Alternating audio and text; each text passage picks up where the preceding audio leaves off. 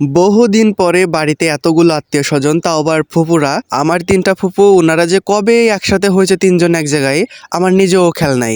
তো অনেকদিন পরে ওরা হালখাতার উপলক্ষে আসছে আমাদের বাড়িতে। অন্যান্যবার যখন হালখাতা হয় তখন হচ্ছে কাজিনরা আসে, বাট এবার ফুপুরাই আসছে। চাল কুমড়া গুলো পেড়ে ভাগাভাগি করতেছে কে কয়টা নেবে। এদিকে আমার ফুপু হচ্ছে আমার বোনের ছেলেকে নিয়ে নাচানাচি করতেছে। যাই হোক, আজ কয়টা দিন বাড়িতে একেবারে যা তা অবস্থা, যে যার ইচ্ছা সে তার মতো করে চলতেছে। ভাই, যে পরিমাণে গ্যাঞ্জাম হচ্ছে বাড়িতে, বাট ভালো লাগে বিষয়গুলা। ওরা 2 দিন আসছে, আজকে সকালে চলে যাবে, তার জন্য রান্না বাড়া করা হচ্ছে। আর এইদিকে হচ্ছে এই আনি আবার ওনাদের নাস্তা দেবে। নাস্তা বলতে কি, গ্রাম অঞ্চলে ওই বেশি করে মুড়ি চানাচুর দিয়ে একটু ধনেপাতা দিয়ে যে মাখা করা হয় ওইটা। নতুন হাঁড়িতে খিচুড়ি রান্না করা হবে, হাঁড়িতে যেন কালি না পড়ে এই জন্য আনি হচ্ছে এখানে কাদা দিয়ে দিচ্ছে। আজকে সকালে রান্না বাড়ার দায়িত্ব পড়েছে আমার বড় ফুপুর উপরে।